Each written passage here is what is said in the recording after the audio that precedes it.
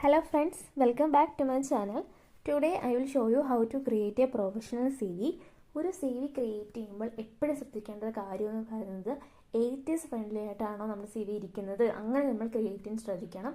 കൂടുതലും recruiters higher അല്ലെങ്കിൽ നമ്മളൊരു ഇൻ്റർവ്യൂവിലോട്ടൊക്കെ പോകുമ്പോഴാണ് 80s ഫ്രണ്ട്ലി ആയിട്ട് റെസ്യൂം ആണെങ്കിൽ ബെറ്റർ ആയിരിക്കും. സോ എന്താണ് എങ്ങനെ 80s ഫ്രണ്ട്ലി റെസ്യൂം എന്ന് എങ്ങനെ ക്രിയേറ്റ് ചെയ്യും എന്നുള്ളത് നമുക്ക് ഈ വീഡിയോയിലോട്ട് നോക്കാം. ഇപ്പം ഇതിലൊരു സ്ക്രീനിൽ കാണുന്ന പോലെ ഒരു സി വി നമുക്ക് എക്സാമ്പിളായിട്ട് എടുക്കുകയാണെങ്കിൽ ഇതൊരു 80s ഫ്രണ്ട്ലി ആയിട്ട് റെസ്യൂം അല്ല.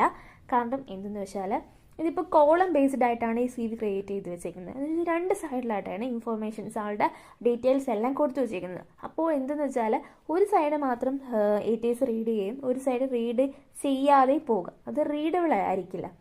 അപ്പോൾ റീഡ് ചെയ്യാത്ത സ്ഥലത്തായിരിക്കും നമ്മുടെ സ്കിൽസും അതുപോലെ തന്നെ ക്വാളിഫിക്കേഷനും മേ ബി എക്സ്പീരിയൻസ് ഒക്കെ വെച്ചിട്ടുണ്ട് ആദ്യം. അപ്പം എന്തെങ്കിലും റീഡ് ചെയ്യാതെ പോകും. അപ്പോൾ എന്താണ് ഒരു 80s ഫ്രണ്ട്ലി റെസ്യൂം എന്ന് നോക്കിയാൽ ഇപ്പോൾ ഈ സ്ക്രീനിൽ കാണുന്ന ഒരു സി വി നോക്കുകയാണെങ്കിൽ ഇതൊരു 80s ഫ്രണ്ട്ലി ആയിട്ടുള്ള റെസ്യൂമാണ്. ക്യാൻവ അതേപോലുള്ള ആപ്ലിക്കേഷൻസിലൊക്കെ സെർച്ച് ചെയ്ത് നോക്കിയാൽ മതി. 80s ഫ്രണ്ട്ലി റെസ്യൂം ഒന്ന് സെർച്ച് ചെയ്ത് നോക്കുമ്പോൾ ഒരുപാട് ടെംപ്ലേറ്റ്സ് നമുക്ക് അവൈലബിൾ ആയിരിക്കും. നമുക്ക് കസ്റ്റമൈസ് ചെയ്ത് യൂസ് ചെയ്യാൻ പറ്റും. നമ്മുടെ ഇൻഫർമേഷൻസ് ഒക്കെ ആഡ് ചെയ്ത് എഡിറ്റ് ചെയ്തൊക്കെ നമുക്ക് യൂസ് ചെയ്യാൻ പറ്റും. ചിലതൊക്കെ പ്രോ ആയിരിക്കും, ഫ്രീ ആയിട്ടുള്ള കാര്യങ്ങൾ വെർഷൻസും ടെംപ്ലേറ്റ്സും എല്ലാം ഉണ്ട്. ഞാൻ എൻ്റെ സി വി ക്രിയേറ്റ് ചെയ്ത് ഇതിലാന്ന് വെച്ചാൽ flowcv.com എന്ന് പറയുന്ന ഒരു സൈറ്റ്, flowcv.com എന്ന സൈറ്റിലേക്ക് നമ്മൾ ലോഗിൻ ചെയ്താൽ മതി. ഫ്രീ ആയിട്ട് നമുക്ക് റെസ്യൂം ക്രിയേറ്റ് ചെയ്യാൻ പറ്റും. അതിൽ ന്യൂ ബ്ലാങ്ക് എന്നുള്ളൊരു പേജ് ഓപ്ഷൻ ഉണ്ട്. അതിൽ ജസ്റ്റ് ക്ലിക്ക് ചെയ്താൽ പുതിയൊരു പേജ് നമുക്ക് ഓപ്പൺ ആയിട്ട് വരും. റെസ്യൂം ക്രിയേറ്റ് ചെയ്യുമ്പോൾ മാക്സിമം ഫോട്ടോ അവോയ്ഡ് ചെയ്ത് നോക്കുക. അതേപോലെ തന്നെ നമ്മുടെ മാരിറ്റൽ സ്റ്റാറ്റസ് സിംഗിൾ അല്ലെങ്കിൽ മാരീഡ് എന്ന ഓപ്ഷൻ വെക്കേണ്ടതില്ല.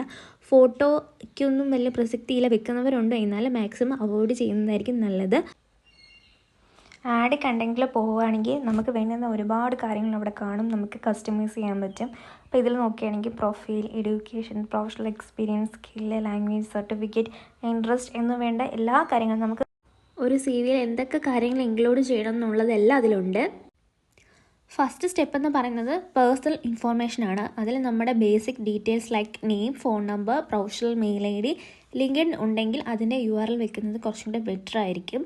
പിന്നെ ഞാൻ നേരത്തെ പറഞ്ഞ പോലെ അൺനെസസറി ആയിട്ടുള്ള ഡീറ്റെയിൽസ്, ഏജ്, റിലീജിയൻ, ഫോട്ടോ അങ്ങനെയുള്ള കാര്യങ്ങളൊന്നും വെക്കേണ്ട കാര്യമില്ല. അതൊക്കെ നമുക്ക് അവോയ്ഡ് ചെയ്യാം. അതാണ് നമ്മുടെ ഫസ്റ്റ് സ്റ്റെപ്പായിട്ടുള്ള പേഴ്സണൽ ഇൻഫർമേഷനകത്ത് ആഡ് ചെയ്യുന്നത്. അതിൽ ഇത്രയും കൊടുത്ത ശേഷം ഞാനിപ്പോൾ ഇതൊന്നും ജസ്റ്റ് എൻ്റർ ചെയ്യുന്നില്ല.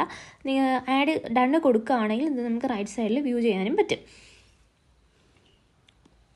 നെക്സ്റ്റ് സ്റ്റെപ്പ് എന്ന് പറയുന്നത് നമ്മുടെ ഒബ്ജക്റ്റീവാണ്. ഇപ്പോൾ ഇതിൽ ഓൾറെഡി പ്രൊഫൈൽ എന്നുള്ള ഓപ്ഷനാണ് ഉള്ളത്. നമുക്കത് എഡിറ്റ് ചെയ്തിട്ട് ഒബ്ജക്റ്റീവ് എന്ന് സെറ്റ് ചെയ്ത് കൊടുക്കാൻ പറ്റും. പ്രൊഫൈലിൽ നിന്ന് കൊടുത്താലും കുഴപ്പമില്ല. പിന്നെ ഒബ്ജക്റ്റീവ് എന്നാണ് മെയിൻലി എല്ലാ റെസ്യൂമിലൊക്കെ വെച്ച് കണ്ടിട്ടുള്ളത്. ഒബ്ജക്റ്റീവ് എപ്പോഴും ഷോർട്ട് ആൻഡ് ക്ലിയർ ആയിരിക്കണം. നമ്മുടെ ഡൊമൈൻ ഏതാണോ അത് ബേസ് ചെയ്ത് വേണം ഒബ്ജക്റ്റീവ് സെറ്റ് ചെയ്ത് കൊടുക്കാൻ. ഒരു 2 അല്ലെങ്കിൽ 3 ലൈൻസിൽ ഇൻക്ലൂഡ് ചെയ്യുന്നതായിരിക്കും ബെറ്റർ. സെറ്റ് ചെയ്തിട്ട് ഡൺ കൊടുക്കുക. ഇതേപോലെ ഓരോന്നും നമുക്ക് കസ്റ്റമൈസ് ചെയ്ത് എടുക്കാനായിട്ട് പറ്റും. ഞാൻ ഓരോന്നും എടുത്ത് കാണിക്കുന്നില്ല. തേർഡ് സ്റ്റെപ്പായിട്ട് നമ്മൾ ഇൻക്ലൂഡ് ചെയ്യേണ്ടത് ഒബ്ജക്റ്റീവിന് ശേഷം എഡ്യൂക്കേഷനാണ്. ലാസ്റ്റ് ക്വാളിഫിക്കേഷൻ വേണം നമ്മൾ ഫസ്റ്റ് വെക്കാൻ വേണ്ടിയിട്ട്. ദെൻ ഫോർ എക്സാമ്പിൾ ഇപ്പോൾ നമ്മൾ MBA ആണ് ലാസ്റ്റ് എടുത്തെങ്കിൽ നമ്മൾ MBA ഫസ്റ്റ് വെക്കുക, then degree, then 12th, then 10th, പിന്നെ യൂണിവേഴ്സിറ്റി, ഏത് യൂണിവേഴ്സിറ്റി ആണെന്നും കോളേജും ഇയറും ഒക്കെ സ്പെസിഫൈ ചെയ്ത് വെക്കണം. നെക്സ്റ്റ് എന്ന് പറയുന്നത് വർക്ക് എക്സ്പീരിയൻസ് അല്ലെങ്കിൽ ഇൻറ്റേൺഷിപ്പാണ്. ഇപ്പം നിങ്ങൾ വർക്ക് എക്സ്പീരിയൻസ് ഉള്ള ഒരാളാണെങ്കിൽ ആഡ് ചെയ്ത് വെക്കാൻ പറ്റും. മെൻഷൻ ചെയ്യണം job role, company name, year, നിങ്ങൾ എന്തെല്ലാം ഡ്യൂട്ടീസാണ്, അതായത് കീ റെസ്പോൺസിബിലിറ്റീസ് എന്തൊക്കെയാണെന്നുള്ളതും അതിൽ മെൻഷൻ ചെയ്തിരിക്കണം. ഒരു ബുള്ളറ്റ് പോയിൻറ്റ്സ് ആയിട്ട് ജസ്റ്റ് സ്പെസിഫൈ ചെയ്താൽ മതി. ഫ്രഷർ ആണെങ്കിൽ നമുക്ക് ഇപ്പോൾ ഫ്രഷർ ആണെങ്കിൽ നിങ്ങൾക്ക് എക്സ്പീരിയൻസ് ആയിട്ട് നമുക്കത് വെക്കാൻ പറ്റില്ല. ഇൻറ്റേൺഷിപ്പ് എന്ന അണ്ടറിലായിരിക്കും അത് പോകുന്നത്. അവിടെ നിങ്ങൾ എത്ര ഡ്യൂട്ടീസൊക്കെ എന്തൊക്കെയാണ് ചെയ്തിട്ടുള്ളത്, എന്തൊക്കെ ടാസ്ക് നിങ്ങൾക്ക് തന്നിട്ടുണ്ട് എന്നുള്ളതെല്ലാം ഒരു ബുള്ളറ്റ് പോയിൻറ്റ്സിൽ കൊടുക്കുകയാണെങ്കിൽ ബെറ്റർ ആയിരിക്കും. അതേപോലെ തന്നെ ഡേറ്റ്, എത്ര അതേപോലെ തന്നെ സ്കില്ല് തന്നെ ടെക്നിക്കൽ സ്കില്ലുണ്ട്. ടെക്നിക്കൽ സ്കില്ല് വരുന്നതാണ് ഇപ്പോൾ ടാലി അല്ലെങ്കിൽ MS വേർഡ്, എക്സൽ അല്ലെങ്കിൽ SAP FICO എന്ന് പറയുന്നതൊക്കെ നമുക്ക് ടെക്നിക്കൽ സ്കില്ലിൻ്റെ അണ്ടറിൽ വരും. സോഫ്റ്റ് സ്കിൽ എന്ന് പറയുമ്പോൾ കമ്മ്യൂണിക്കേഷൻ, പ്രോബ്ലം സോൾവിങ്, ലീഡർഷിപ്പ്, അതൊക്കെ നമുക്ക് സോഫ്റ്റ് സ്കില്ലായിട്ട് ഇൻക്ലൂഡ് ചെയ്യിക്കാം. പ്രോജക്റ്റ് നമ്മൾ ഡിഗ്രിയിലോ അല്ലെങ്കിൽ MBAയിലൊക്കെ ചെയ്തിട്ടുണ്ടെങ്കിൽ അത് നമുക്ക് ആഡ് ചെയ്യാൻ പറ്റും. അതേപോലെ തന്നെ നമ്മൾ അച്ചീവ്മെൻറ്റ്സ് കോളേജിൽ പഠിക്കുന്ന ടൈമിൽ ഈവൻറ്റ് കോർഡിനേറ്റർ ആയിരുന്നു. ഈവൻറ്റിൻ്റെ നെയിമും പിന്നീട് നമ്മൾ എന്തെങ്കിലും ഫെസ്റ്റിനൊക്കെ പാർട്ടിസിപ്പേറ്റ് ചെയ്തിട്ടുണ്ട്, അതിനൊക്കെ ഫസ്റ്റ് പ്രൈസ് കിട്ടിയിട്ടുണ്ടെങ്കിൽ അത് നമുക്ക് ആഡ് ചെയ്യാൻ പറ്റും. ലാസ്റ്റ് ആയിട്ടാണ് നമ്മൾ ലാംഗ്വേജസും വെക്കേണ്ടത്. അതൊക്കെ നമുക്ക് ബുള്ളറ്റ് പോയിൻറ്റ്സ് ആയിട്ട് ഇതിൽ ആഡ് ചെയ്യാൻ പറ്റും. പിന്നെ കസ്റ്റമായിട്ട് എന്തെങ്കിലും നിങ്ങൾക്ക് വേറെ എന്തെങ്കിലും ആഡ് ചെയ്യാനുണ്ടെങ്കിൽ കസ്റ്റമായിട്ട് നമുക്ക് ഇതേപോലെ കസ്റ്റമൈസ് ചെയ്ത് വെക്കാനും ഉള്ള ഓപ്ഷൻസ് എല്ലാം ഉണ്ട്. സോ ഇതാണ് ബേസിക് ആയിട്ടുള്ള ഒരു റെസ്യൂമിൽ വേണ്ടത്. അതേപോലെ തന്നെ ഫോണ്ടും അതേപോലെ ഫോണ്ടിൻ്റെ സൈസും ഒക്കെ നോക്കിയാൽ മതി. വേറെ അതൊക്കെ ആകുമ്പോൾ തന്നെ റെസ്യൂം നമുക്ക് ഏകദേശമൊക്കെ ഓക്കെ ആവും.